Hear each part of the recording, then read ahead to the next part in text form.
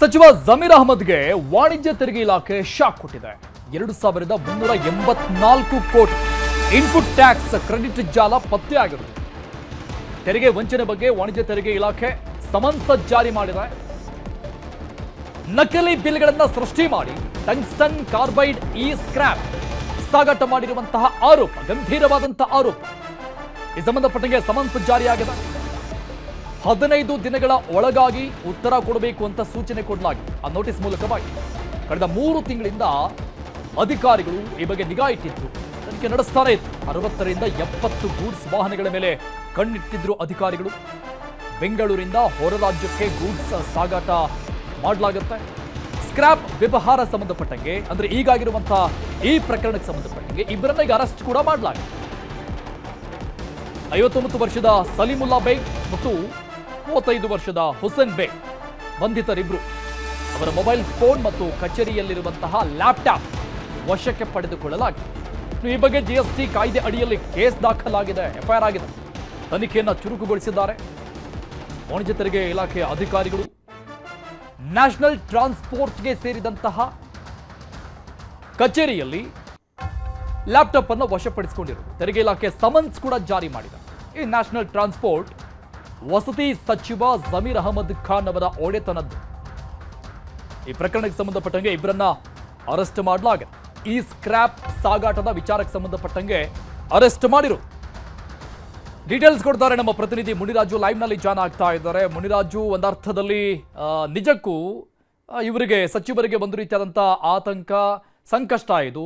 ಇಬ್ಬರನ್ನ ಅರೆಸ್ಟ್ ಕೂಡ ಮಾಡಲಾಗಿದೆ. ಈ ವಿಚಾರಕ್ಕೆ ಸಂಬಂಧಪಟ್ಟಂಗೆ ಅವರಿಂದ ಏನಾದರೂ ಇಲ್ಲಿವರೆಗೂ ಮಾಹಿತಿಗಳು ಈ ಪ್ರಕರಣಕ್ಕೆ ಸಂಬಂಧಪಟ್ಟಂಗೆ ಏನಾದರೂ ಸಿಕ್ಕಿದೆಯಂತ ತನಿಖಾಧಿಕಾರಿಗಳಿಗೆ?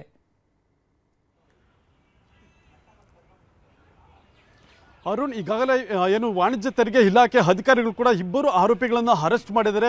ಹುಸೇನ್ ಬೇಗ್ ಮತ್ತು ಸಲೀಂ ಬೇಗ್ ಎಂಬ ಇಬ್ಬರು ಆರೋಪಿಗಳನ್ನು ಅರೆಸ್ಟ್ ಮಾಡಿ ಅವರ ಮೊಬೈಲ್ ಫೋನ್ ಮತ್ತು ಲ್ಯಾಪ್ಟಾಪ್ ಅನ್ನು ವಶಕ್ಕೆ ಪಡೆದು ಅದನ್ನು FSLಗೆ ಕೂಡ ಕಳಿಸಿ ಅಲ್ಲಿ ರಿಟ್ರೀವ್ ಮಾಡುವಂಥ ಕೆಲಸವನ್ನು ಕೂಡ ಮಾಡ್ತಾ ಇದ್ದಾರೆ. ಮತ್ತು ಈ ಒಂದು ವಿಚಾರಕ್ಕೆ ಸಂಬಂಧಪಟ್ಟಂತೆ ಸ್ಕ್ರಾಪನ್ನು ಸಾಗಾಟ ಮಾಡೋದಕ್ಕೆ ಏನು ಕೆಲವು ಗೂಡ್ಸ್ ವಾಹನಗಳ ಒಂದು ನಂಬರನ್ನು ಏನು ನೋಂದಣಿ ಮಾಡಿದ್ರು, ಆ ಒಂದು ನೋಂದಣಿಯ ಪ್ರಕಾರ ಅದು ನ್ಯಾಷನಲ್ ಟ್ರಾವೆಲ್ಸ್ಗೆ ಸೇರಿದಂಥ ವಾಹನಗಳು ಅಂತೇಳಿ ಕೂಡ ಗೊತ್ತಾಗಿದೆ. ಆದ್ದರಿಂದ ಈಗ ವಾಣಿಜ್ಯ ತೆರಿಗೆ ಇಲಾಖೆ ಅಧಿಕಾರಿಗಳು ಆ ಒಂದು ಟ್ರಾವೆಲ್ಸ್ಗೆ ಒಂದು ಸಮನ್ಸ್ ಕೂಡ ಸಮನ್ಸ್ ಅನ್ನು ಕೊಟ್ಟು 15 ದಿನಗಳ ಒಳಗಡೆಗೆ ಉತ್ತರಿಸಬೇಕು ಅಂತೇಳಿ ಒಂದು ಮಾಹಿತಿಯನ್ನು ಕೂಡ ಕೊಟ್ಟಿರೋದು. ಮತ್ತೆ ಇದೇ ಸಂದರ್ಭದಲ್ಲಿ ಏನು ಅಧಿಕಾರಿಗಳ ತಪಾಸಣೆ ವೇಳೆ ಕಳೆದ 3 ತಿಂಗಳಿಂದ ಈ ಒಂದು ಅಬ್ಸರ್ವೇಷನ್ ಅನ್ನ ವಾಣಿಜ್ಯ ತೆರಿಗೆ ಇಲಾಖೆ ಅಧಿಕಾರಿಗಳು ಮಾಡ್ತಾ ಇರ್ತಾರೆ. ಯಾಕಂದ್ರೆ ಏನು ಕಮರ್ಷಿಯಲ್ ಟ್ಯಾಕ್ಸ್ ನ ಒಂದು ವೆಬ್ಸೈಟ್ ಏನಿದೆ ಅದರಲ್ಲಿ EY ಅನ್ನೋ ಒಂದು ಇದ್ರ ಫೋಲ್ಡರ್ ನಲ್ಲಿ ಒಂದು ತೆರಿಗೆ ಪಾವತಿಗೆ ಸಂಬಂಧಪಟ್ಟಂತೆ ಒಂದು ನಮೂದಾಗಿರುತ್ತೆ. ನಂತರ ಅಧಿಕಾರಿಗಳಿಗೆ ಅದು ಅದರಲ್ಲಿ ಯಾವ ರೀತಿ ವೆಹಿಕಲ್ಸ್ ಮೂವ್ಮೆಂಟ್ ಆಗ್ತಿದೆ ಮತ್ತೆ ಯಾವ ವಾಹನಗಳಲ್ಲಿ ಏನು ಗೂಡ್ಸ್ ಅನ್ನ ಸಾಗಾಟ ಮಾಡ್ತಿದ್ದಾರೆ ಅನ್ನೋದ್ರ ಬಗ್ಗೆ ಫಿಸಿಕಲ್ ಆಗಿ ಚೆಕ್ ಮಾಡಿದಾಗ ಅಲ್ಲಿ ಗೂಡ್ಸ್ ಟ್ರಾವೆಲ್ ಆಗಿರೋದಿಲ್ಲ, ಕೇವಲ ಬಿಲ್ ಮಾತ್ರ ಪಾಸ್ ಆಗಿರುತ್ತೆ. ಆದರೆ ನಕಲಿ ಬಿಲ್ಗಳನ್ನು ಸೃಷ್ಟಿ ಮಾಡಿ ಈ ರೀತಿ ಬೇರೆ ರಾಜ್ಯಕ್ಕೆ ಒಂದು ಗೂಡ್ಸ್ ಅನ್ನ ಟ್ರಾನ್ಸ್ಪೋರ್ಟ್ ಮಾಡ್ತಾ ಇದೀವಿ ಅಂತೇಳಿ ನಮೂದನ್ನು ಕೂಡ ಮಾಡಿರ್ತಾರೆ. ಆದರೆ ವಾಸ್ತವವಾಗಿ ವಾಹನಗಳಲ್ಲಿ ಗೂಡ್ಸ್ ಟ್ರಾನ್ಸ್ಫರ್ ಕೂಡ ಆಗಿರೋದಿಲ್ಲ ಅನ್ನೋದು ಕೂಡ ಗೊತ್ತಾಗುತ್ತೆ. ಆದ್ರಿಂದ 3 ತಿಂಗಳ ಕಾಲ ಇದನ್ನು ಅಬ್ಸರ್ವೇಷನ್ ಮಾಡಿದಂತಹ ಅಧಿಕಾರಿಗಳು ಕಳೆದ ಏನು 4-5 ದಿನಗಳಿಂದ ಈ ಒಂದು ರೈಡ್ ಅನ್ನು ಮಾಡಿ ಇಬ್ಬರು ಆರೋಪಿಗಳನ್ನು ಕೂಡ ಬಂಧಿಸಿ ವಿಚಾರಣೆ ಕೂಡ ಮಾಡಿದ್ರು.